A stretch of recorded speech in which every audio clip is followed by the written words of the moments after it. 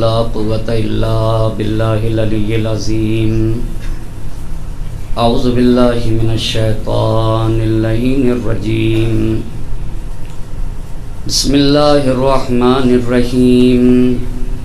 الحمد لله رب العالمين. الصلاة والسلام على أشرف الأنبياء والمرسلين خاتم النبيين سيدنا ومولانا أبي القاسم محمد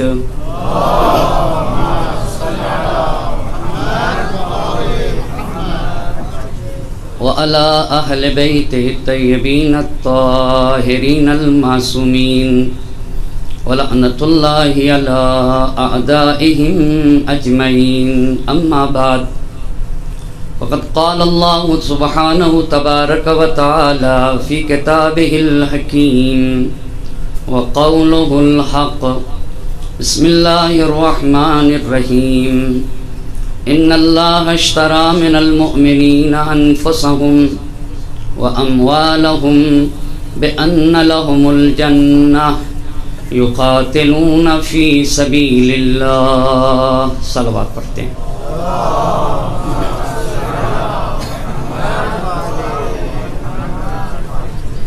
عشر مجالس کی چھٹی گفتگو ہے اور عنوان گفتگو ہے کربلا گام بگام، جس پہ گفتگو کرنے کے لیے قرآن کریم کی جس آیے شریفہ کو سرنامہ سخن قرار دیا ہے، اس میں اللہ کا ارشاد ہو رہا ہے ان اللہ اشتری من المؤمنین انفسهم واموالهم بان لهم الجنہ. اللہ نے صاحبان ایمان سے ان کے نفس اور مال کو خرید رکھا ہے، اس کے مقابل میں کہ اپنے نفس اور مال کو ہماری راہ میں دیتے ہیں اور ہم انہیں جنت دیں گے.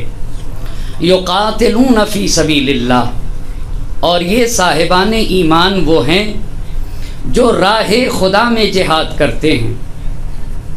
اور اس کے بعد قرآن نے کہا فَيَقْتُلُونَ وَيُقْتَلُونَ.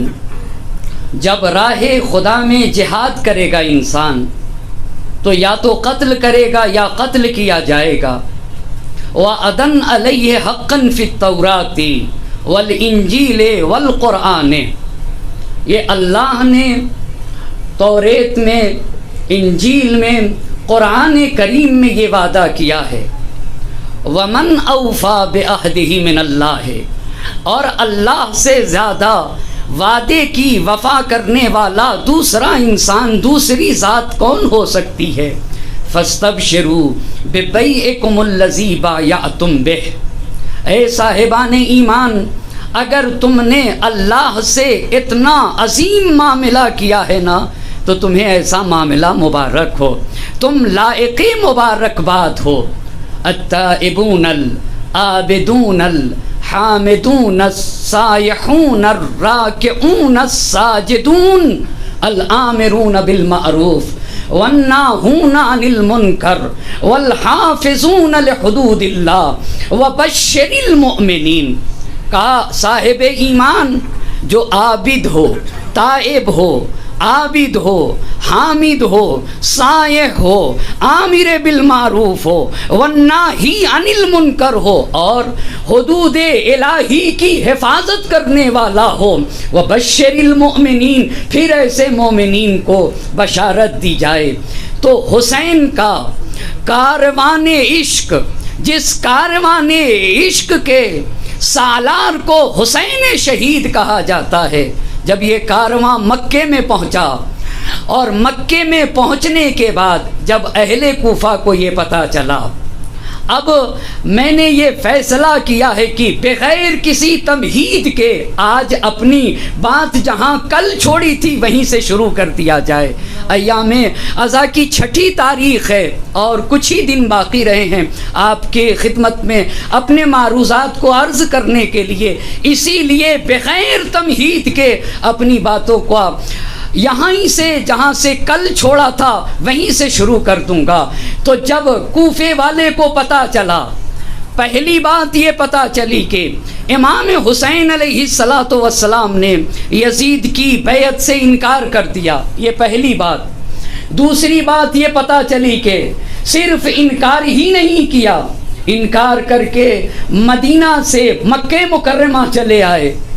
اور تیسری بات یہ پتہ چلی کہ کسی بھی صورت پہ حسین بیعت کرنے کے لیے تیار نہیں ہے، کہا اپنے خون کا قطرہ قطرہ حسین دے دیں گے مگر یزید کی بیعت نہ کریں گے۔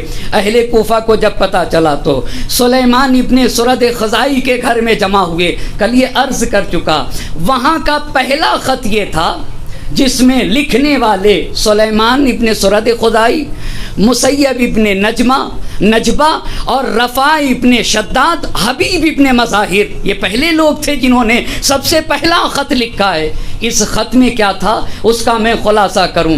انہ لیس علینا امام فاقبل لعل اللہ ان یجمعنا بکا علی الحق، ہمارا کوئی امام نہیں ہے ہمارے سر پہ، آپ تشریف لائیے، شاید آپ کے وجود کی برکت سے ہم حق پہ مجتمع ہو سکیں۔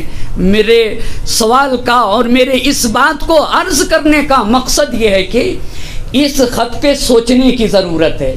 اس خط پہ یہ کہا جا رہا ہے کہ ہمارا کوئی امام نہیں ہے، یعنی اس میں دوستی کی، اخلاص کی اور اس بات کی بو آ رہی ہے کہ ہدایت کی خواہش کی جا رہی ہے۔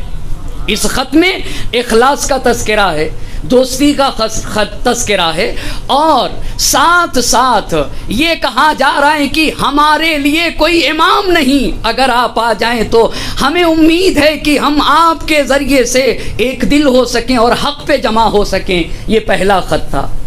لیکن اس کے بعد جو دوسرا خط ہے جس کے لیے تاریخ نے ارشاد شیخ مفید رحمۃ اللہ علیہ نے لکھا ہے کہ 150 خط، اور یہ 150 خط کیسے تھے؟ جس کے اوپر 1 کی، 2 کی، 3 کی، 4 لوگوں کی دستخط موجود تھی۔ اس کو لے کر کون چلا ہے؟ 150 خط جس پہ 1 کی، 2 کی، 3 کی، 4 کی دستخطیں۔ اس پہ قیس ابن مصہر سیداوی، عمارہ بن عبید سلولی اور تیسری فرد عبد الرحمن ابن عبداللہ ابن قدن ارحبی، یہ 3 لوگ لے کر آئے تھے۔ اس کے بعد پھر 2 دن کے بعد یہ خط، ایک اور خط لکھا گیا۔ اس خط کو توجہ کرنے کی ضرورت ہے۔ اس خط کے یہ الفاظ تھے، ان الناس ینتظرونک، اس پہ بھی غور کرنے کی ضرورت ہے۔ آقا لوگ آپ کا انتظار کر رہے ہیں۔ بھئی پہلے خط میں کیا لکھا تھا؟ انہ لیس علینا امام فاقبل لعل اللہ ان یجمعنا بکا علی الحق، یہ پہلا خط۔ دوسرے خط پہ کیا لکھا ہوا ہے؟ ان الناس ینتظرونک، لوگ آپ کا انتظار کر رہے ہیں۔ لا ارای لہم فی غیرک، آپ کے سوا کسی اور پہ، کسی اور کی امامت کو قبول کرنے والے نہیں ہیں۔ یہ دوسرا خط ہے۔ لیکن ذرا تیسرے خط کو غور سے پڑھنے کی ضرورت ہے۔ خط کے ذریعے سے خط بھیجنے والے کی ذہنیت کا بھی اندازہ لگے گا، اور اس تیسرے خط سے خوب اندازہ ہو رہا ہے کہ ان کو مکتوب الیہ کی، یعنی سید الشہداء کی ذرہ برابر معرفت نہ تھی۔ یہ جو تیسرا خط تھا، بھائی امام علی مقام جس نے یہ کہا تھا کہ میری نگاہ میں یزید کی حکومت، یزید کا تخت و تاج پوری دنیا، ایک امام علی مقام نے کہا تھا لمازہ کی حیثیت رکھتی ہے، اس تنکے کی حیثیت ہے جو دانت میں، اس ریزہ جو دانت میں پھنس جائے۔ الا حر یدعو ہذہ اللمازۃ لاہلھا، کیا تم میں کوئی آزاد نہیں جو اس لمازے کو، یعنی یزید کا تخت و تاج، یزید کی حکومت، یزید کی دنیا حسین کی نگاہ میں اس ریزے جیسی ہے تو دانت میں پھنسا ہوا کرتا ہے۔ تو اب یہ جو تیسرا گروہ تھا، یہ جتنے تو علماء نے لکھا اکثر اس میں سے حسین کو قتل کرنے کے لیے آ گئے۔ انہوں نے لکھا کیا تھا؟ ان کے خط میں ہر جگہ دنیا کی بو آ رہی ہے۔ آپ یہ بتائیے پہلا جملہ اس خط میں تھا اخضر الجناب، کھیتیاں لہلہا رہی ہیں، اس کا مطلب یہ ہے کہ یہ اپنی ذہنیت کو بتا رہے ہیں، خط نہیں لکھ رہے ہیں، اپنی ذہنیت کا پتہ بتا رہے ہیں کہ ہماری ذہنیت مکمل مادی ذہنیت ہے، اس کے علاوہ ہم کچھ سوچتے ہی نہیں ہیں۔ آپ ان کے الفاظ پہ اچھا تم امام حسین سے کہہ رہے ہو کھیتیاں لہلا رہے ہیں، جو زہرا کا لال کہہ رہا ہے کہ پوری دنیا میری نگاہ میں کفی الظلال ہے، فیض زلال کا سائے کی طرح ہے۔ اس حسین سے تم کہہ رہے ہو کھیتیاں لہلا رہی ہیں، جو کہہ رہا ہے لمازے کی طرح ہے، اس سے کہہ رہے ہو کہ تالاب لبریز ہو چکے ہیں، جو کہہ رہا ہے کہ تنکے کی طرح ہے پوری دنیا، تم اس سے کہہ رہے ہو۔ اس کا مطلب یہ ہے کہ تم مذاق طبیعت حسینی سے بالکل اجنبی ہو، تمہیں ذرہ برابر حسین کی معرفت نہیں۔ انہوں نے کہا اخضر الجناب عینات الثمار تمت الجمام، تالاب لبریز ہو چکے ہیں، درختوں میں پھل ثمر رسیدہ ہو چکے ہیں۔ اس کا مطلب یہ ہے کہ انہیں بالکل امام عالی مقام سے ذرہ برابر ان کو معرفت نہ تھی۔ تو انہوں نے لکھا کیوں؟ انہوں نے لکھا کیوں؟ انہوں نے یہ دیکھا، توجہ کریے گا، انہوں نے یہ دیکھا کہ اگر جب پورا کوفہ حسین کو خط لکھ رہا ہے تو یہ نہ کوئی غرض مرض نہ تھی، صرف یہ تھا کہ اگر حسین یہاں آ گئے اور حسین نے کوفے کو فتح کر لیا تو ہم کو بھی یہ کہنے کو مل جائے گا کہ ہم نے بھی خط لکھا تھا، ہمیں بھی کوئی مقام مل جائے، ہمیں بھی کوئی پوسٹ مل جائے، ہمیں بھی کوئی کرسی مل جائے۔ یہ منافقت کا اظہار کیا جا رہا تھا، یہ منافقت کا اظہار کیا جا رہا تھا۔ اب جب اتنے خط آ گئے جس کے اوپر بتایا نا 150 تو لکھا ہے ارشاد شیخ مفید نے، سید ابن طاؤس رحمۃ اللہ علیہ نے لکھا ہے 12,000 خطوط، اور بعض مورخین نے لکھا ہے کہ تمہار بھیجے گئے امام علی مقام کو، جس پہ سے ایک ایک تمہار پہ 600 لوگوں کے خط، 600 لوگوں کے دستخط کیے ہوئے تھے۔ اتنے ہوا تو اب امام حسین علیہ السلام کی بنیادی سوال یہ ہے کہ امام علی مقام کی ذمہ داری کیا بنتی ہے، کیا بنتی ہے؟ اب میں ایک ایک ترتیب سے بات کو عرض کرنا چاہوں گا۔ مدینے میں جب ولید نے بلایا تو امام علی مقام نے انکار کر دیا بیعت سے، اور جب دباؤ ڈالا گیا مدینہ منورہ میں تو انکار کر کے سید الشہداء مدینے سے نکل گئے۔ تو اب مدینے میں تو رکنا ممکن نہیں۔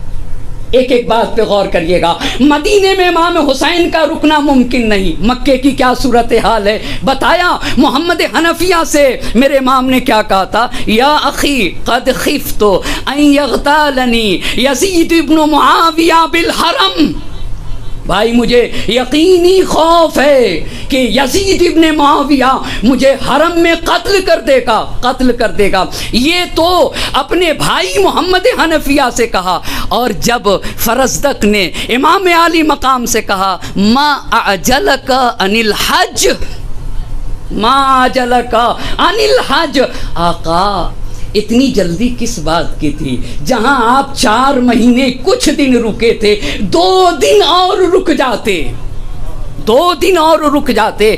آپ کو تو عبادت سے عشق ہے، 2 دن اور رک جاتے سید الشہداء۔ ما اعجلک عن الحج، حج جیسی عظیم عبادت جس نے 22 حج پیدل کیے ہونا، جو عاشق حج ہو، جس کو حج سے عشق ہو، 2 دن بچے چھوڑ کر چلا جا رہا ہے، ہماری جانیں قربان ہو زہرا کے لال پہ۔ ما اعجلک عن الحج، تو میرے امام نے کہا اے فرزدق لو لم اعجل لاخذت، لو لم اعجل لاخذت، اگر میں جلدی نہ کرتا، اس کا مطلب یہ ہے کہ مکے سے حسین کا نکلنا ناگہانی طور پہ تھا، ناگہانی طور کے اوپر۔ لو لم اعجل لاخذت، اگر میں نہ نکلتا تو مجھے گرفتار کر لیا جاتا۔ اتنی بات تو یہ لکھی. تیسری بات آپ کی خدمت میں عرض کرتا ہوں, آپ ارشاد شیخ مفید اٹھا کر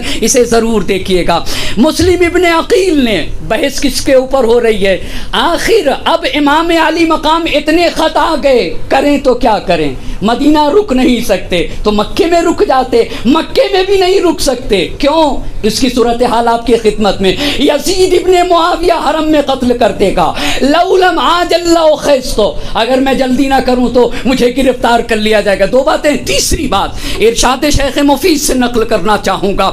تیسری بات, سے شنبے کو مسلم ابن عقیل نے 8 ذی الحجہ کو کوفے میں قیام کیا ہے, اور 9 ذی الحجہ کو چہارشنبے کا دن تھا جب مسلم ابن عقیل کی شہادت ہوئی. امام حسین علیہ السلام کس دن نکلے ہیں؟ کس دن نکلے ہیں؟ 8 کو نکلے ہیں نا, 8 کو مکہ. یعنی جس دن مسلم ابن عقیل نے کوفے میں قیام کیا ہے اس دن زہرا کے لال نے مکہ چھوڑا ہے, مکہ چھوڑا ہے. اچھا, 4 مہینہ کچھ دن مکے میں رہے ہیں, بصرے کے کچھ لوگ آ گئے, حجاز کے کچھ لوگ آ گئے. اب جب جانے لگے امام حسین مکہ چھوڑ کے, اصل بات کو کیوں نہیں امام مکے میں رک جاتے؟ آپ کو امن و امان کی جگہ ہے, جان بچ جائے گی. ایک صلوات پڑھ دیجئے بر محمد اور آل محمد.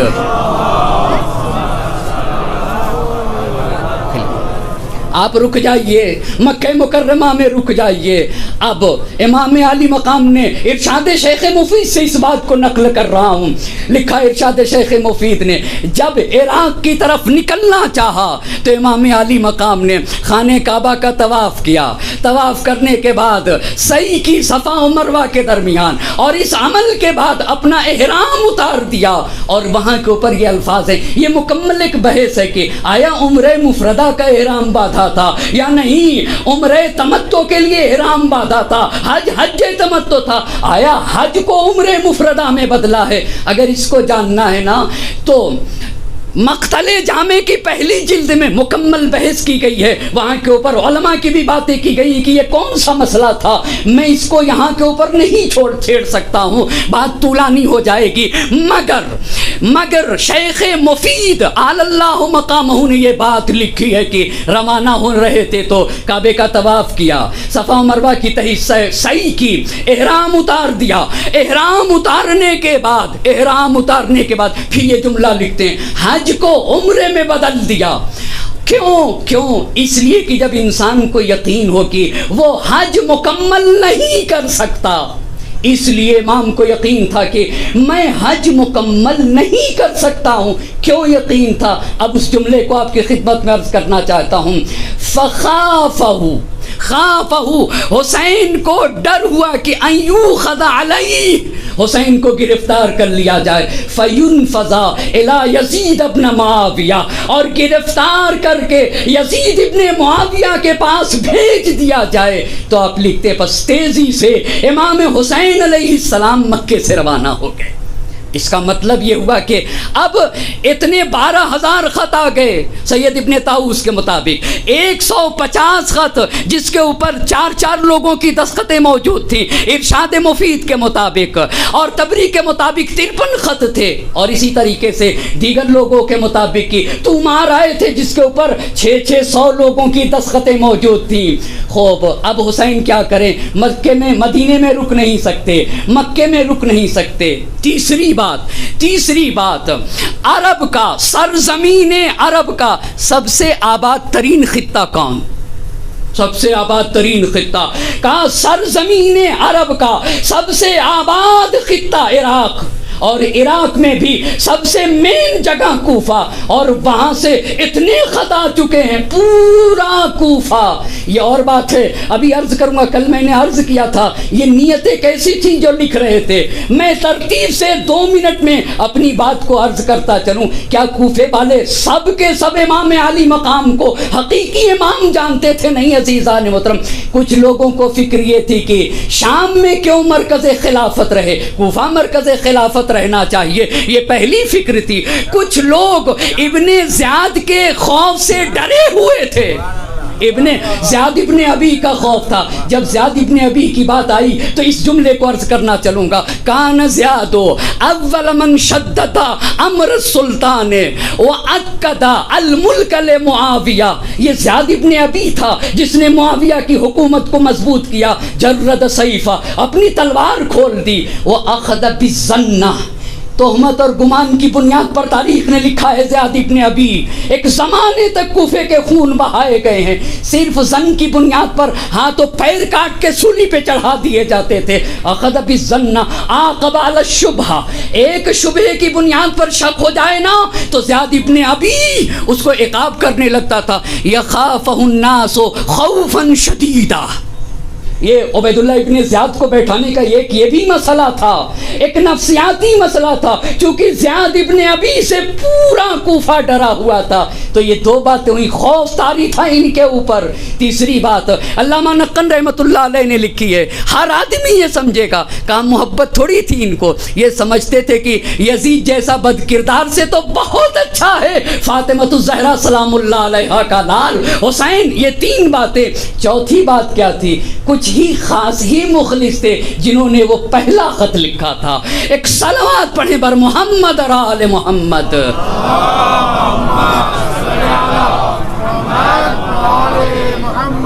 میں اپنی بات سے بالکل جڑا ہوا ہوں. فقط توجہ کی شرط ہے، مدینہ میں رہ نہیں سکتے، مکے میں رہ نہیں سکتے. عرب کے سب سے آباد ترین خطے سے آواز بلند ہوئی ہے اور اس میں بھی عراق میں بھی کوفے کی سرزمین سے آواز بلند ہو رہی ہے. اچھا، چوتھی بات، آپ کے دوستوں نے بھی تو، حبیب ابن مظاہر نے خط لکھا ہے، مسیب ابن نجبہ نے خط لکھا ہے، رفاع ابن شداد نے خط لکھا ہے، سلیمان ابن سرد خزائی نے خط لکھا ہے.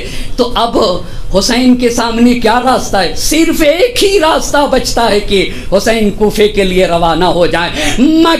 مگر حسین کسے کہا جاتا ہے؟ کتنی تدبیر اختیار کی ہے زہرا کے لال نے کوفہ جانے کے لیے.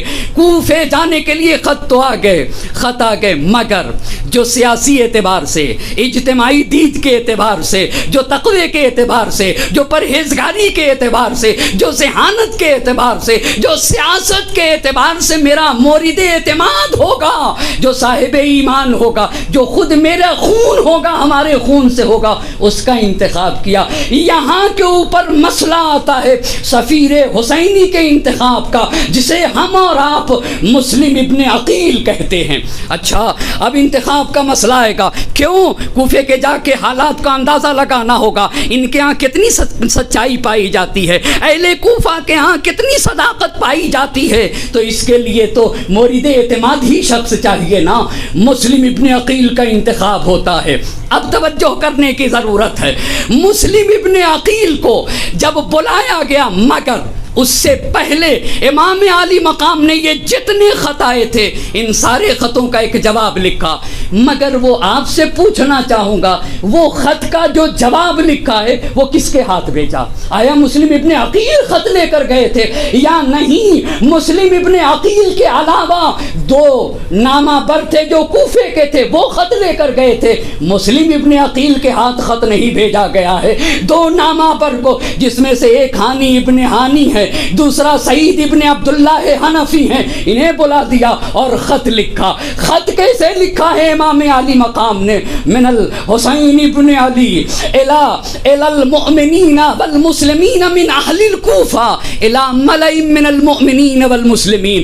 اہل کوفہ کے بزرگوں کے نام حسین ابن علی کا خط. ان ہانیا وسعیدا قدم علی بکتبکم. ہانی اور سعید، ارشاد شیخ مفید رحمت اللہ نے لکھا ہے کہ آخری نامہ بر جو سب سے آخر میں خط لے کر آئے تھے وہ دو کون تھے؟ ہانی تھے اور سعید ابن عبداللہ حنفی تھے. اسی لیے میرے امام نے کہا ان ہانیا وسعیدا قدم علی بکتبکم، تمہارے خط لے کر آئے ہانی اور سعید. وکانا، جملہ سنیے گا، وکانا آخر من قدم علی من رسلکم، یہ تمہارے سب سے آخری دو قاصد تھے جو میرے پاس آئے ہیں. اللہ جانے قربان ہو زہرا کے لال پہ.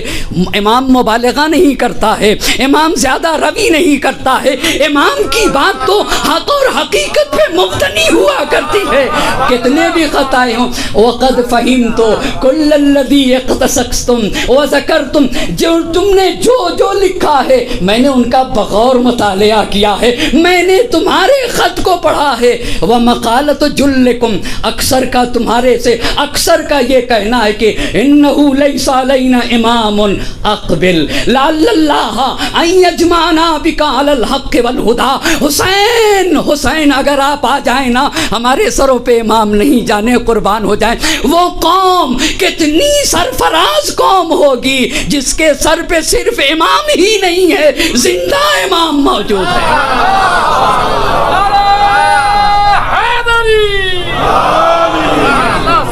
کتنے قابل افتخار کی بات ہے، کتنے فخر کی بات ہے. زندہ امام جو قوم رکھے نا اسے شیعہ حیدر کرار کہا جاتا ہے. جس کا امام زندہ ہو، جس کا رہنما زندہ ہو، جس کا راستہ دکھانے والا زندہ ہو. انہ لیس علینا امام اقبل لعل اللہ ان یجمعنا بک علی الحق والہدی. یہ لکھا تھا نا، امام نے کہا تھا. تم میں سے اکثر کی باتیں یہ تھیں. وقد بعثت الیکم، اب ارشاد شیخ مفید سے اس عبارت کو نقل کر رہا ہوں. وقد بعثت الیکم، ماضی کا صیغہ استعمال کیا، یہ نہیں کہا بھیج رہا ہوں، میں نے بھیج دیا. یہ کیوں کہا؟ یہ کیوں کہا؟ جیسے بالکل ایسے ہی ہے نا، ایسے ہی ہے. نماز قائم نہیں ہوئی، ہم کہتے قد قامت الصلاۃ، قائم ہو چکی.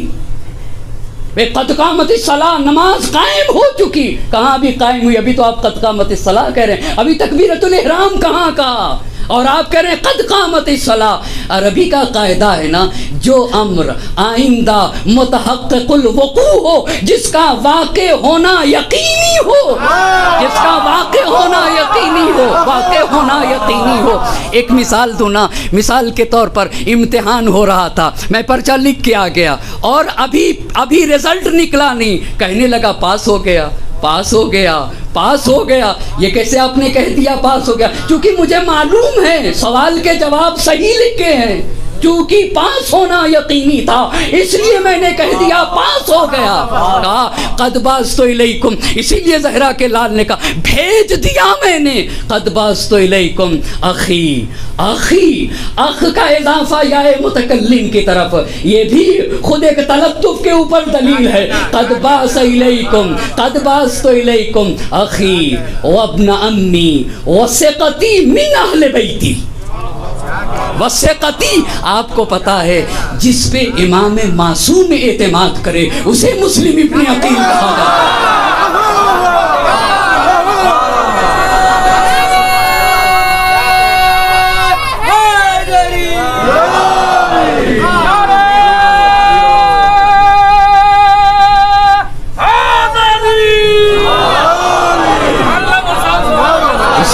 امام معصوم اعتماد کر لینا اسے مسلم ابن عقیل کہا جاتا ہے. آپ کو پتا ہے عبید اللہ ابن زیاد نے محمد ابن اشعث کی توہین کی تھی. توہین کس بات کے اوپر؟ کہا کتنا ناکارہ انسان ہے یہ محمد ابن اشعث. کون ہے یہ؟ ہر فرد قبیح اور خبیث انسان ہے. جودھا کا بھائی تو ہے، بھئی جودھا کا بھائی تو ہے. اس کو کہا عبید اللہ ابن زیاد نے، ایک آدمی کے مقابل میں ہماری اتنی فوج کو تم نے تباہ و برباد کر دیا. مسلم ابن عقیل کے اوپر ٹوکتا ہوا عبید اللہ ابن زیاد نے محمد ابن اشعث سے کہا تھا شرم نہیں آتی ہے؟ ایک آدمی ہے اور ایک آدمی پہ تو نے ہماری فوج کو تباہ کر دیا، نیست و نابود کر دیا. تو جواب میں اس نے لکھا ہے تمہیں پتا کیا سلح شور، ایسا شیر عجیب الفاظ لکھے ہیں جس کے ہاتھ میں کاٹ دینے والی تلوار ہے، جس کے ہاتھ میں، اس کے قریب کون ہو سکتا ہے جس کا مقابلہ فوجیں نہ کر سکیں اسے مسلم ابن عقیل کہا جاتا ہے. فوجیں نہ کر سکیں اسے مسلم ابن عقیل کہا جاتا ہے. بلازری نے لکھا ہے کہ نہایت قوی انسان کا نام ہے مسلم ابن عقیل، نہایت شجاع. تاریخ میں کہیں آیا ہے، ابھی اسے نقل کروں گا. اسی بنیاد پر علماء نے باطل کیا، ممکن نہیں ہے. حسین کا خط لے کر سفیر حسینی جس پہ حسین اعتماد کرے وہ بیچ راستے میں کہے کہ میں کوفہ نہیں جاؤں گا.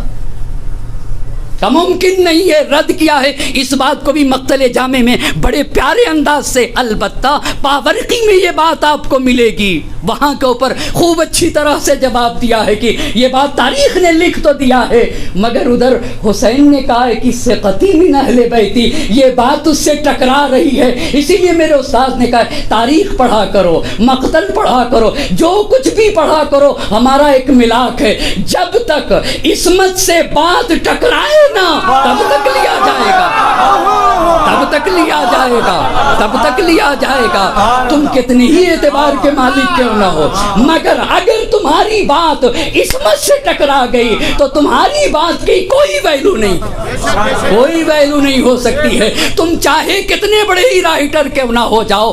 اب آئیے، وَقَدْ بَعَثْتُ إِلَيْكُمْ أَخِي وَابْنَ عَمِّي وَثِقَتِي مِنْ أَهْلِ بَيْتِي، ثقتی وَأَمَرْتُهُ، میں نے اپنے بھائی کو حکم دے رکھا ہے، ان یکتب الی بحالکم وامرکم ورائکم فان کتب الی۔ اب ترجمہ کیے بغیر صاحبان، یہ تو میں صرف برکت کے لیے کر رہا ہوں، وگرنہ مجھے بہت معاف کریے گا، چونکہ یہ مجلس پڑھنے کا طریقہ ہے کہ پڑھ کے ترجمہ کرتے ہیں، ہمارے بزرگان ترجمہ کرتے آئے ہوئے ہیں، برکت کی خاطر ترجمہ کرتے آئے ہوئے ہیں، میں تو صرف برکت کی خاطر، بلکہ یوں بھی کہہ سکتا ہوں نا، اس سے میرا بھی تو امتحان لیا جا سکے گا بھائی کہ میں خود صحیح ترجمہ کر رہا ہوں یا نہیں کر رہا۔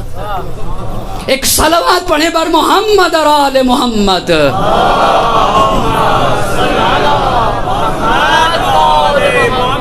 قد بعثت الیکم اخی، آپ دیکھیں گھڑی بہت تیز بھاگتی ہے، میں اس پہ دیکھ کے ڈرنے لگتا ہوں کہ اب وقت ہی ختم ہو چکا ہے۔ ایک اور صلوات پڑھیں بر محمد اور آل محمد۔ آپ لوگ جاگ کر ایک صلوات پڑھیں بر محمد اور آل محمد۔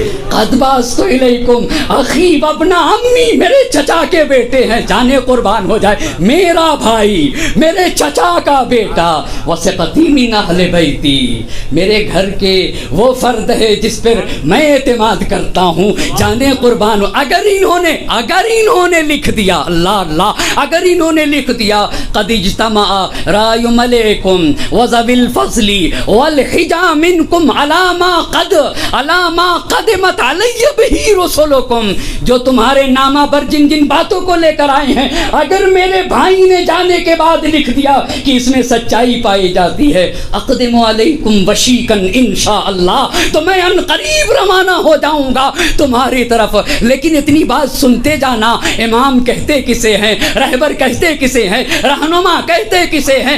جو اللہ کا نمائندہ ہوتا ہے اسے کون وہ ہوتا ہے؟ فَلَأَمْرِي مَلْ إِمَامُ إِلَّا الْعَامِلُ بِالْكِتَابِ وَالْآخِذُ بِالْقِسْطِ وَالدَّائِنُ بِالْحَقِّ وَالْحَابِسُ نَفْسَهُ عَلَى ذَاتِ اللَّهِ۔ پہچان لینا، دیکھو اگر تمہاری ان کا خط بھی تھا نا، اخضر الجناب وعینات الثمار وتمت الجمام، انہیں بھی تو بتانا تھا، صرف یہ نہ سمجھ لینا کہ دنیا ملے گی، نہ سمجھتے رہو الامام فلا امری، میری جان کی قسم، والامام مل امام الا العامل بالکتاب، امام وہ ہوتا ہے جو کتاب الہی کے مطابق عمل کرتا ہے، والآخذ بالقسط، جو عدالت کے مطابق چلتا ہے، والدائن بالحق، وَالدَّائِنُ بِالْحَقِّ۔ اسی لیے تو جوش نے بڑی پیاری بات کہی ہے، اے دوستو فرات کے پانی کا واسطہ، آل نبی کی تشنا دہانی کا واسطہ، شبیر کے لہو کی روانی کا واسطہ، اکبر کی ناتمام جوانی کا واسطہ، اکبر کی ناتمام جوانی کا واسطہ، اے دوستو فرات کے پانی کا واسطہ، آل نبی کی تشنا دہانی کا واسطہ، شبیر کے لہو کی روانی کا واسطہ۔ میں ان اشعار کو ضرور پڑھتا ہوں مگر مجھے حسین سے عشق ہے، بہت توجہ کرنے کی ضرورت ہے، اور یہ اشعار معرفت حسینی کی طرف لے جاتے ہیں۔ اے دوستو، فرات کے پانی کا واسطہ، آل نبی کی تشنا دہانی کا واسطہ، شبیر کے لہو کی روانی کا واسطہ، اکبر کی ناتمام جوانی کا واسطہ، بڑھتی ہوئی جوان امنگوں سے کام لو، ہاں تھام لو حسین کے دامن کو۔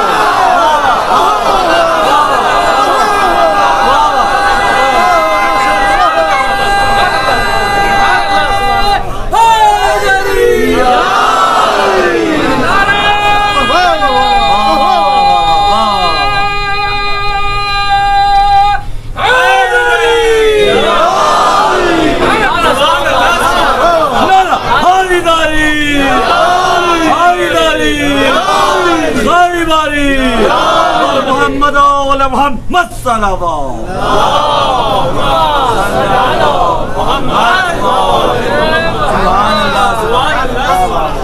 فلا امری مل امامو الا العامل بالکتاب والآخذ بالقسط والدائن بالحق والحابس نفسه على ذات اللہ، جو اپنے وجود کو ذات پروردگار کے لیے وقف کر دے اسے امام کہا جاتا ہے، اسے امام کہا جاتا ہے، جو وقف کر دے اپنے وجود کو۔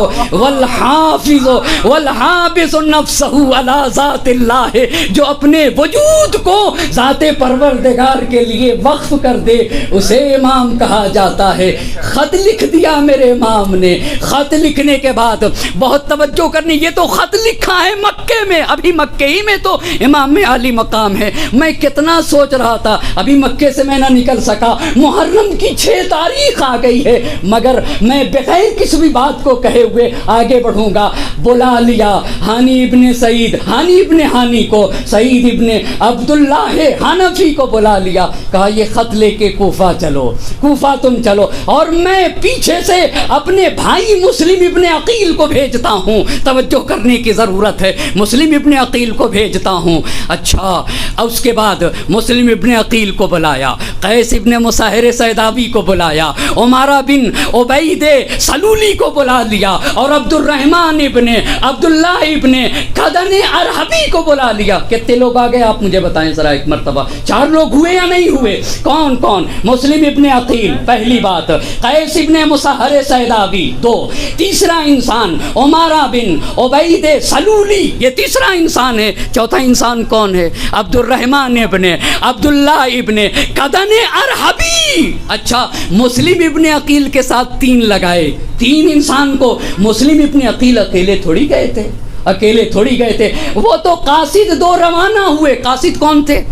قاصد کون تھے بھئی؟ قاصد تو ہانی ابن ہانی تھے اور سعید ابن عبداللہ حنفی تھے۔ مسلم ابن عقیل کو بلا دیا اور مسلم ابن عقیل کے ساتھ ان 3 شخصیتوں کو لگایا، اور اس کے بعد ارشاد شیخ مفید سے اور تبری سے اس بات کو نقل کر رہا ہوں، اس کے بعد کہا مسلم ابن عقیل کو تقوی الہی کی وصیت کی، اور دوسری بات یہ کہی کہ مسلم ابن عقیل اپنی ماموریت کو چھپائے رکھنا، جس کام سے تم جا رہے ہو نا اسے اوپن نہ کرنا، اسے مخفی رکھنا، اور تیسری بات واللطف کا، لوگوں کے ساتھ نرمی کرنا، لوگوں کے ساتھ مہربانی کریے گا۔ پس تقوی الہی کی پہلی وصیت، ماموریت کو چھپانے کی دوسری وصیت، تیسری وصیت لوگوں کے ساتھ مہربانی کریے گا۔ اور اس کے بعد امام عالی مقام نے مسلم ابن عقیل سے کہا کہ اگر ان لوگوں کو دیکھا کہ یہ اپنی رائے پر متفق ہیں، یعنی جو کہہ رہے ہیں اس میں سچائی پائی جاتی ہے، تو ہمیں خط لکھ دیجئے گا، ہمیں جلدی سے آگاہ کریے گا، میں آؤں گا۔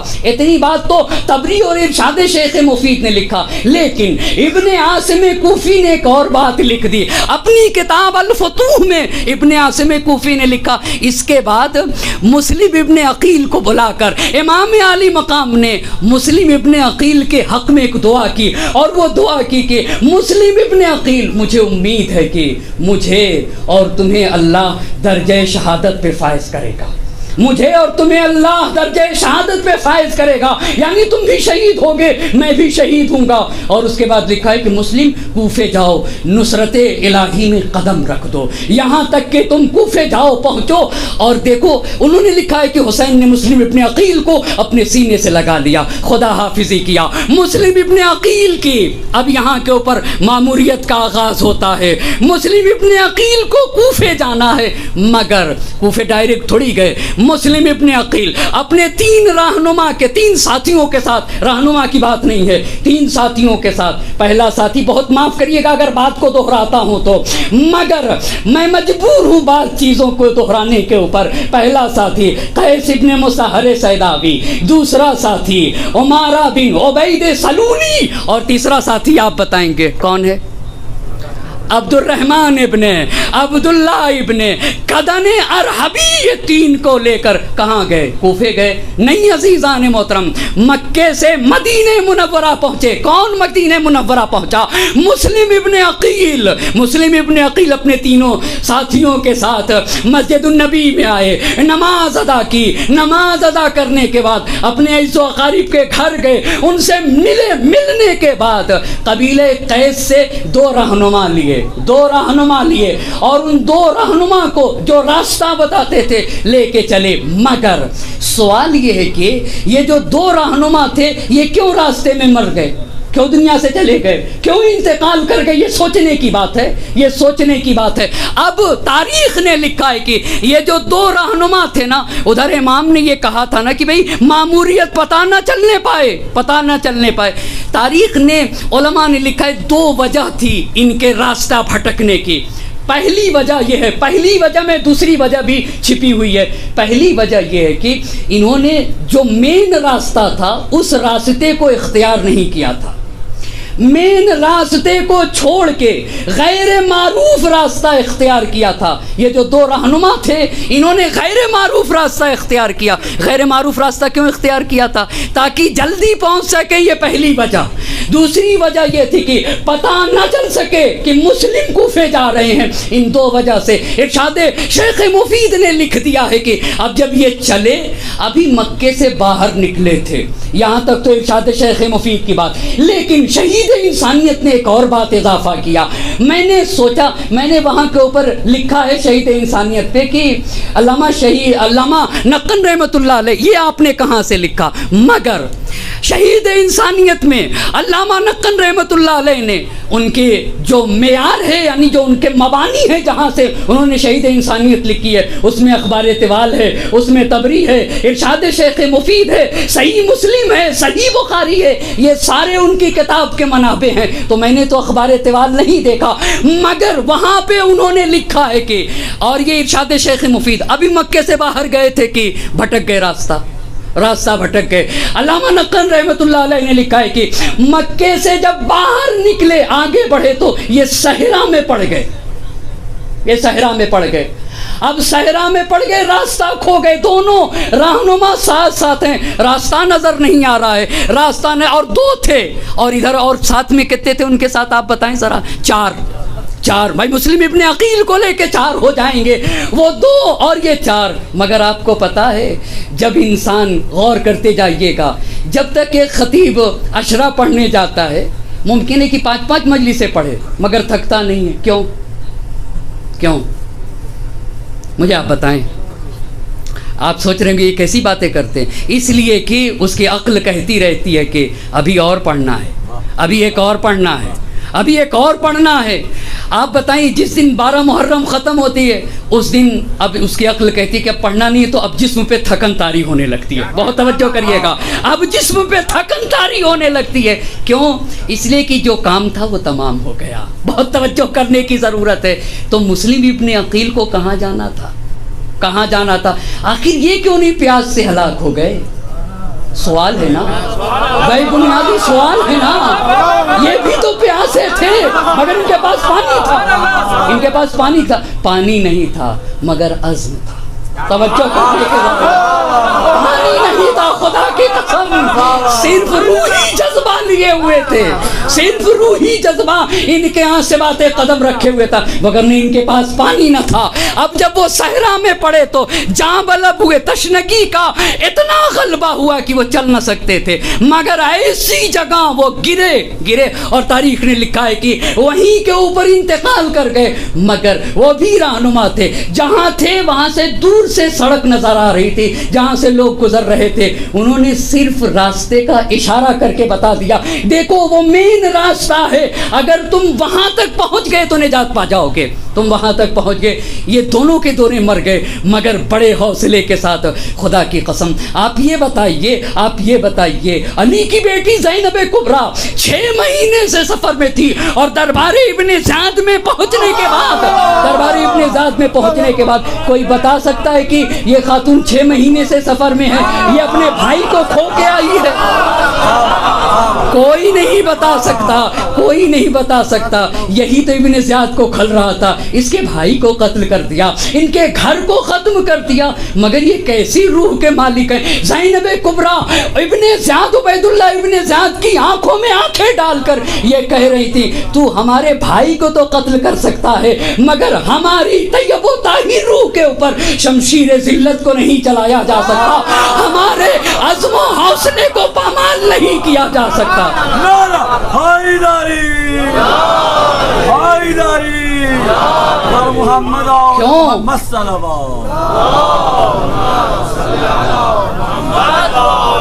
ہمارے عزم و حوصلے کو پست نہیں کیا جا سکتا۔ کیوں؟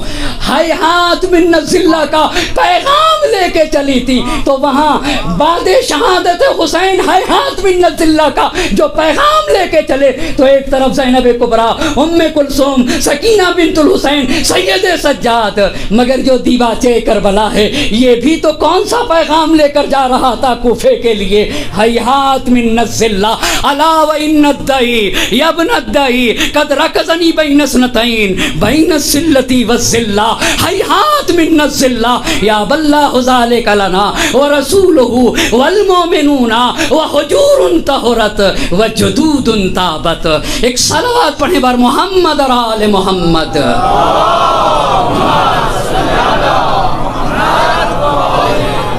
لے کے چلے۔ اب جب وہ دوم انتقال کر گئے، مگر مسلم ابن عقیل اور ان کے 3 ساتھی چلتے گئے، ایک مسافت طے کرنے کے بعد ایک جگہ کے اوپر پہنچے جو قبیلہ خبیت کی جگہ تھی، وہاں کے اوپر ایک چشمہ تھا، وہاں پر یہیں پہ تاریخ نے لکھا ہے، توجہ کریے گا، یہیں پہ تاریخ نے لکھا ہے کہ مسلم ابن عقیل نے امام حسین کو خط لکھ دیا، لکھا ہے تاریخ نے، سب نے اس کو باطل کیا ہے۔ ہو ہی نہیں سکتا کہ مسلم ابن عقیل کہیں کہ میں امید ہار چکا ہوں، نا امید ہو چکا ہوں، حسین مجھے معاف کر دیجئے، کوفے کسی اور کو بھیج دیجئے۔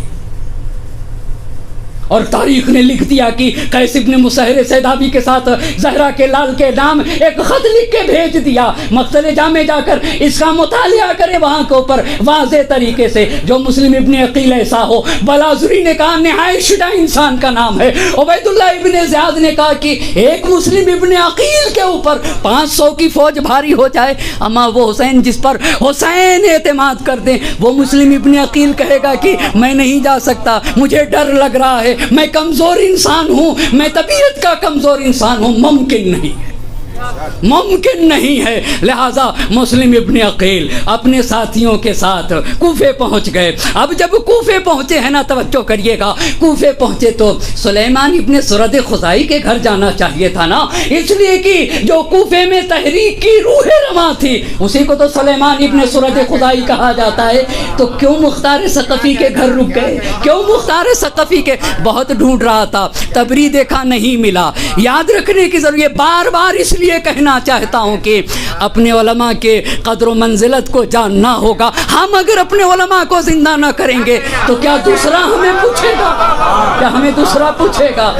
اگر ہم نے اپنے علماء کی قدر نہ کی تو یاد رکھیے گا آئندہ ہماری بھی کوئی قدر نہ کرے گا۔ کیوں؟ اس لیے کہ ہم نے جب ناقدری کی ہے تو دوسرا کیسے ہماری قدردانی کرے گا؟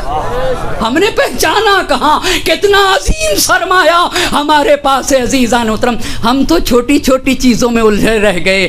بڑی پیاری بات کہی ہے محسن قراتی صاحب نے. اور میں ایک بات اور کہتا ہوں, میں نے سوچا تھا کہ نہیں کہوں گا, مگر یہ کہنا ضروری سمجھتا ہوں کہ اشرا ایسا ہو, اتنی صمیمیت کے ساتھ ہونا چاہیے کہ اس سماج کا, اس مخاطبین کی ہر فرد اپنی بات کو پڑھنے والے خطیب سے کہہ سکے. آپ کے ہاں یہ بات تھی, آپ نے یہ کہاں سے کہہ دیا, ایسے کہاں سے کہہ دیا, یہ بات کہاں سے پڑھ دیا.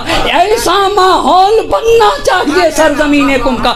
اما اتنی صمیمیت دکھاؤ تو, تاکہ جونیئر, یہ تو یہاں کے الفاظ ہیں نا دنیا کے, اس لیے میں کہہ رہا ہوں, وگرنہ طالب علم ہوا کرتا ہے, ورنہ جونیئر سینئر یعنی اتنی صمیمیت برقرار کی جائے کہ ہر چھوٹا, ہر بڑا, ہر مساوی, اقران, دوست و احباب, ہر کوئی اطمینان کے ساتھ اپنی بات کو کہہ سکے اور اچھی طرح سے کہہ سکے. اب آئیے, اسی لیے شہید انسانیت میں لکھا ہے کہ حالات بتاتے ہیں. آپ وہاں مراجعہ کر لیں, آپ کو وہاں مل جائے گا. حالات بتاتے ہیں کہ مسلم ابن عقیل جب کوفے پہنچے ہیں نا, تو سلیمان ابن سرد خزائی کوفے میں موجود نہ تھے, اس لیے مسلم ابن عقیل سلیمان ابن سرد خزائی کے گھر نہ گئے. وگرنہ اگر سلیمان ابن سرد خزائی موجود ہوتے تو مسلم ابن عقیل سلیمان ابن سرد خزائی کے گھر جاتے, لیکن مختار ابن ابو عبید ثقفی کے گھر گئے. اہل کوفہ کو پتہ چل گیا.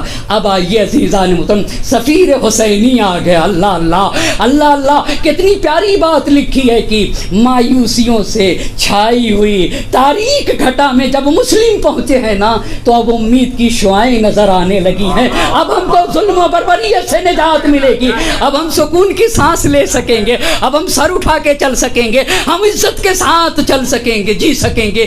کیوں؟ اس لیے کہ یہ اس کا نامہ برائے, اس کا سفیر آیا ہے جس کا کہنا ہے موت فی عز خیر من حیات فی ذل. دیکھو, ذلت کی زندگی سے عزت کی موت بہتر ہے. بات کو سمیٹ رہا ہوں, مگر جب پتہ چلا تو جمع ہو گئے شیعان حیدر کرار, اور جمع ہونے میں اس میں حبیب ابن مظاہر بھی گھر میں جمع ہیں. اور توجہ کریے گا, کیا شان رہی ہوگی اس مجمع کی, خدا کی قسم, جہاں سفیر حسینی, شیعان حیدر کرار, ولو یہ کہ مختصر, ہاں ایک تاریخ گھٹا ضرور تھی, مگر وہاں کے اوپر خط حسین کا تھا. پڑھنے والا مسلم ابن عقیل تھے, سننے والے عابس ابن ابی شبیب شاکری تھے, حبیب ابن مظاہر موجود تھے. حسین کا خط کھول دیا مسلم ابن عقیل نے, کھولنے کے بعد پڑھ دیا. جب پڑھا ہے حسین ابن علی کا خط, تو تاریخ نے لکھا ہے کہ لوگوں کی آنکھوں سے آنسو کی بارش ہو رہی تھی. اور اس کے بعد ابھی مسلم ابن عقیل نے حسین کا خط تمام ہی کیا تھا. ایک مرتبہ عابس ابن ابی شبیب شاکری اپنی جگہ سے کھڑے ہو گئے, فحمد اللہ واسنا علیہ ثم قال لا اخبرک عن الناس ولا اعلم ما فی انفسہم. مسلم, میں لوگوں کے بارے میں تو کچھ نہیں جانتا, میں لوگوں کی ضمیر سے آگاہ نہیں ہوں, ولا اغرک منہم, اور میں لوگوں کی طرف سے آپ کو دھوکہ بھی نہیں دے سکتا. جانے قربان ہو جائیں عابس ابن ابی شبیب شاکری کے اوپر. میں نے تاریخ میں پڑھا تھا, جس نے کربلا کے میدان میں جب گیا ہے عابس ابن ابی شبیب شاکری, تو اپنی زرہ اکھا کر دوسری جگہ پھینک دی اور کہا آؤ لڑنا ہے نا, عابس سے تو بغیر زرہ کے لڑو, بغیر زرہ کے لڑو. ایسے حسین کے ساتھی کو عابس کہا جاتا ہے. زرہ بدن سے ہٹا کے دور پھینک دیا.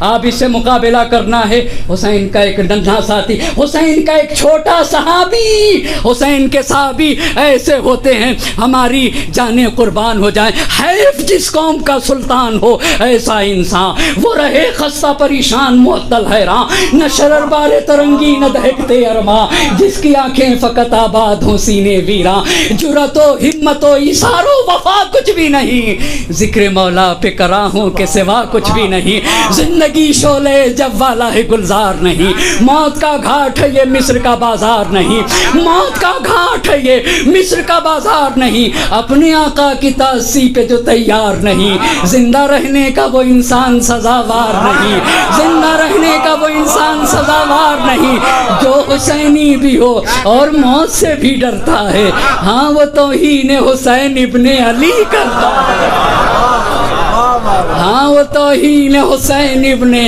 علی کرتا ہے۔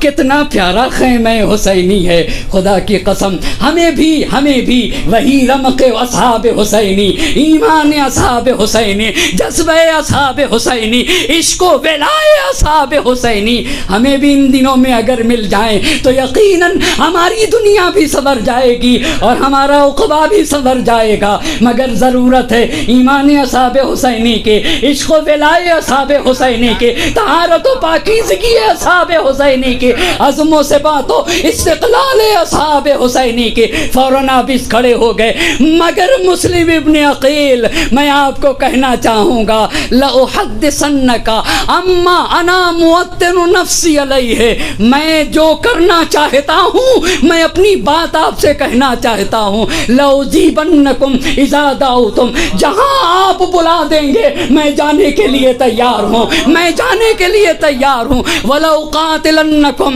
وَلَوْقَاتِلَنَّا مَعَكُمْ عَدُوَّكُمْ۔ مسلم ابن عقیل ہم آپ کے ساتھ رہ کے اپنی جان کا نذرانہ پیش کرنا چاہتے ہیں ہم، اور پھر آخر میں عابس ابن ابی شبیب شاکری نے کہا لا اريد بذلك الا ما كان عند اللہ۔ مسلم ابن عقیل میں صرف اور صرف اس کام کے عوض میں اپنے اللہ کی رضا کا طالب ہوں، مجھے کچھ نہیں چاہیے، میں تو حسین کی نصرت کروں گا، آپ کی نصرت اس لیے کرنا چاہتا ہوں کہ اس میں رضا لا اريد بذلك الا ما كان عند اللہ، رضائے پروردگار کے لیے، رضائے پروردگار کے لیے حبیب کھڑے ہو گئے، حبیب کھڑے ہو گئے، حبیب کھڑے ہونے کے بعد کا لقد قضیت ما فی نفسک بواجز من القول، آپ اس مختصر الفاظ میں تم نے بڑی باتیں کہہ دی،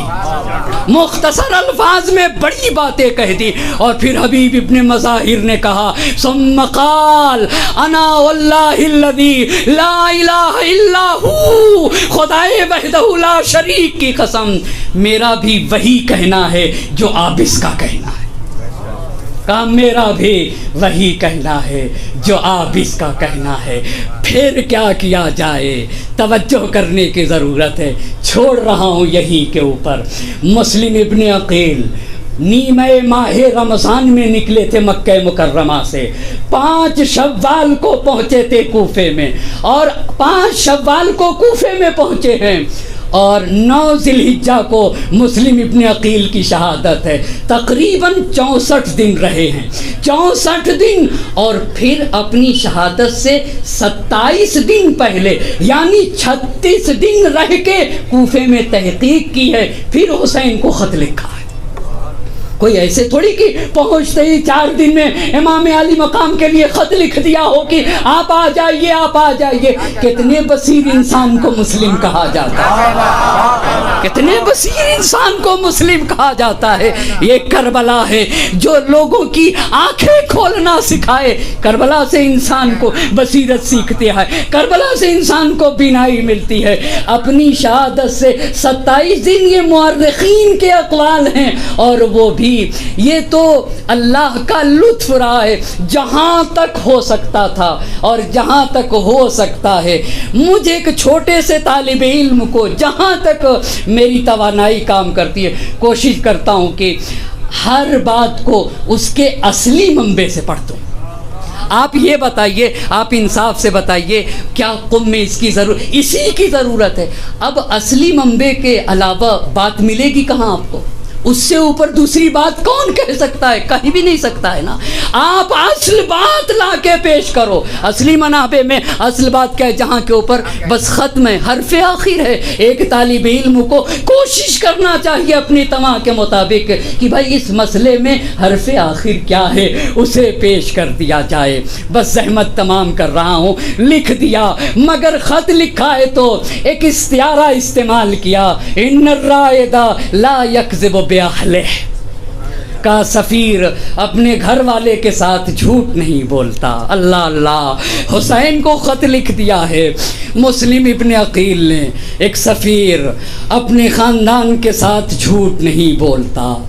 حسین قد بایعنی من اہل الکوفۃ 18,000، 18,000 لوگوں نے بیعت کر لیا. اللہ اللہ، کوفے میں مسلم کے ہاتھوں پہ 18,000، 12,000 مرجو صاحب نے لکھا، 18,000 ارشاد شیخ مفید نے لکھا، 25,000 اخبار اعتبار نے لکھا ہے، 40,000 ابن نما نے مسیر الاحزان میں لکھ دیا. 12,000، 18,000، 25,000، 40,000 لوگوں نے مسلم ابن عقیل کے ہاتھوں پہ بیعت کر لی. اب ایسی صورت میں مسلم ابن عقیل کوفے کے رہنے والے نہ تھے کیا؟ کوفے کے رہنے والے تھے. مسلم ابن عقیل تو مدینے کے رہنے والے تھے. کوفہ مسلم کا وطن نہ تھا تو مسلم کی جتنی ذمہ داری تھی اتنے دن تک 37 دن تک کوفے میں چھان بین کیا. مگر کیا پتا تھا کیسے کیسے لوگ ان خط لکھنے والوں میں چھپے ہوئے تھے. مسلم نے لکھ دیا ان الرائد لا یکذب اہلہ، جھوٹ نہیں بولتا. حسین 18,000 کے لوگوں نے بیعت کر لیا، 18,000 لوگوں نے بیعت کر لیا. فاقبل، تشریف لے آئیے. فإن الناس كلهم معك، سارا کوفہ آپ کے ساتھ ہے، سارا کوفہ آپ کے ساتھ ہے. لا رائے لہم فی آل بنی امیہ، فی آل معاویہ، آل معاویہ سے ان کو کوئی لگاؤ نہیں ہے. بس عزیزان محترم، حسین کا قافلہ آگے بڑھ رہا تھا. محرم کی 6 تاریخ ہے. راستے میں میرے حسین کو غنودگی طاری ہو گئی اور امام علی مقام نے کلمہ استرجاع پڑھ دیا، انا للہ و انا الیہ راجعون. ہم سب اللہ کے لیے ہیں اور ہم سب کو اللہ کی بارگاہ میں پلٹ کے جانا ہے. جوان علی اکبر آگے بڑھ گیا. بابا انا للہ کہنے کا کیا سبب ہے؟ بیٹا میں نے خواب میں دیکھا ہے کہ کوئی کہہ رہا تھا کہ ایک قافلہ آگے جا رہا ہے اور موت اس کے پیچھے پیچھے جا رہی ہے. اولسنا للحق، بابا کیا ہم حق پہ نہیں ہیں؟ بیٹا اگر ہم حق پہ نہ ہوں گے تو کون حق پہ ہوگا؟ اجرکم اللہ، سن نہ سکو گے. کیا میدان میں حسین کو اس کا غم تھا کہ میرا بیٹا اکبر جا رہا ہے؟ عزیزان محترم، اہل قلم نے لکھا ہے کہ حسین کو اس کا غم نہ تھا میرا بیٹا علی اکبر جا رہا ہے، اس کا غم نہ تھا. حسین بہت کچھ کہہ سکتے تھے، میری ضعیفی کا سہارا جا رہا ہے، میرے نور کا نظر کا نور جا رہا ہے، میری گھر کی رونق جا رہی ہے، ماں کے ڈھارس جا رہی ہے. مگر کربلا کے میدان میں زہرا کے لال نے کچھ بھی نہ کہا.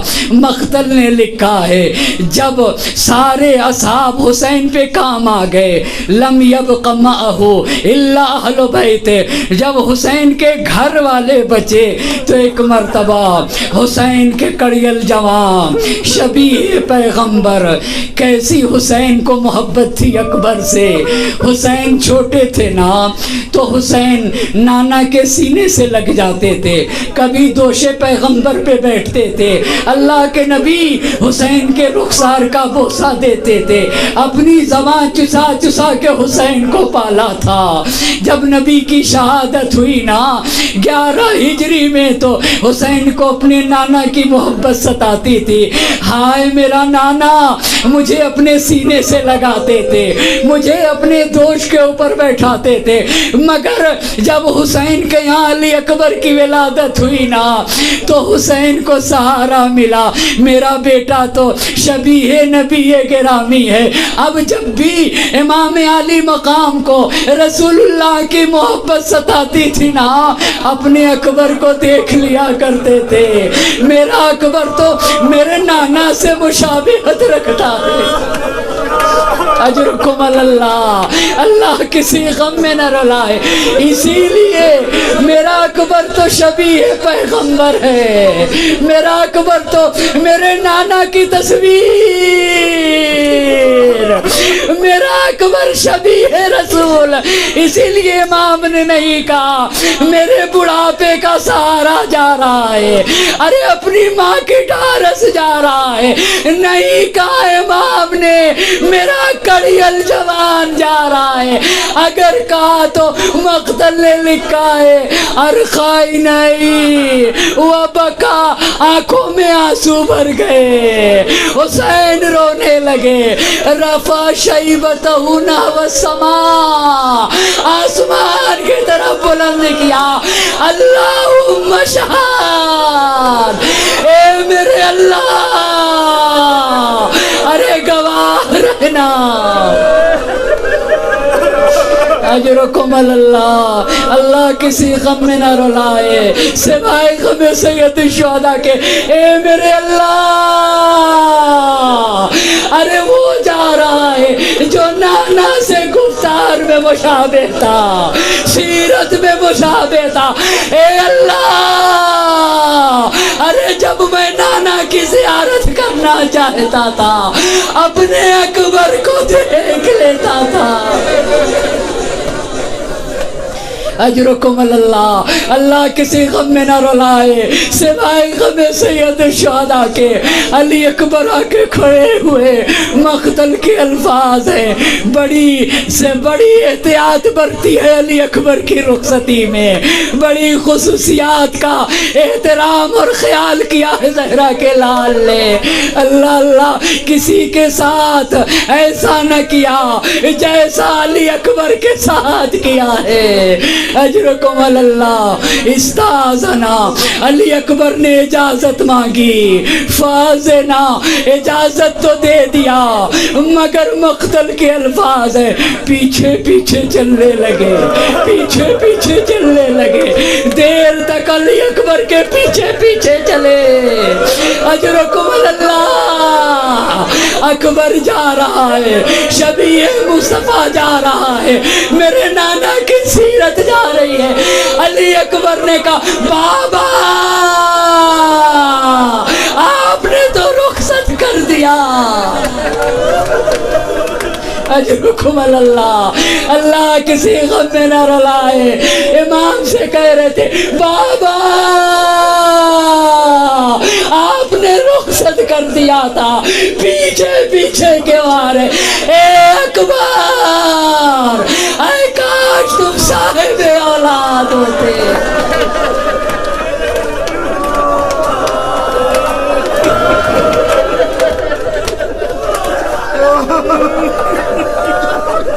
اے کاش تم صاحب اولاد ہوتے.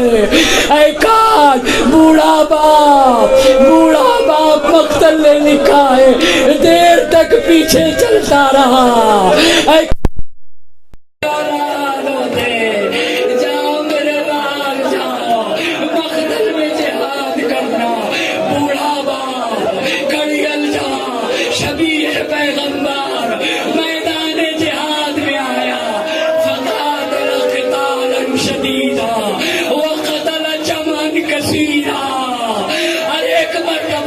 شدید جہاد کیا مگر ہائے رے, ایک بوڑھا باپ تھا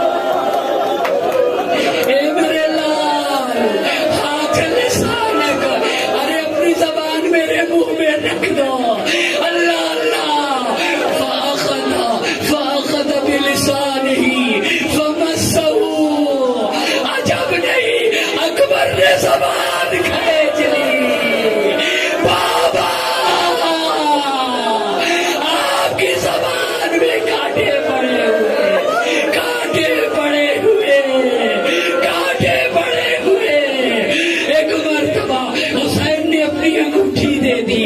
اے میرے لال لو میری انگوٹھی اپنے منہ میں رکھ لو. اے میرے لال اکبر. ارے نانا تمہیں ساقی نانا تمہیں کوثر سے سیراب کریں گے. چند لمحے جہاد کر لو. اکبر میدان میں آئے, حملہ کرنے لگے. مرنا کا بیان ہے اگر اکبر ادھر آئے نیزے سے وار کر دو گا. اللہ اللہ. ایک مرتبہ اکبر نے حملہ کیا, مرنا نے پیچھے سے نیزہ مارا, پیچھے سے نیزہ مارا. نیزہ پاروں کے کلیجے کے باہر آ گیا. اجرکم اللہ. اللہ کسی غم میں نہ رلائے سوائے غم سید الشہداء کے. اکبر زمین پہ آ گئے. فقتلوہ اربا اربا, فقتلوہ اربا اربا. اکبر کے ٹکڑے ٹکڑے کر دیے گئے, ٹکڑے ٹکڑے. مگر جوان بیٹا تھا. ایک مرتبہ میدان میں اپنے بابا کو بلا دیا. وعلیکم السلام یا بتا. اجرکم اللہ, اجرکم اللہ. اکبر خوب جانتے تھے میرے بابا تنہا ہو گئے. اے بابا میں آپ کو زحمت نہیں دوں گا. علیکم السلام. بابا میرا سلام آخر قبول کریے, میرا سلام آخر. ارے ایک مرتبہ حسین چلے. یا علی یا علی یا علی. اے بیٹا آواز دو. حسین تمہاری آواز کے سہارے پہنچنا چاہتا ہے. عجب نہیں نجف کا رخ کیا ہو. بابا اجرکم اللہ. اللہ کسی غم میں نہ رلائے. بابا آپ کے حسین پہ مصیبت کا وقت پڑا ہے. علی مرتضیٰ. ارے حسین آواز کے سہارے سے لاشیں علی اکبر پہ پہنچ گئے. مقتل کے الفاظ پڑھ رہا ہو. بیٹا ایڑیاں رگڑ رہا تھا, سینے پہ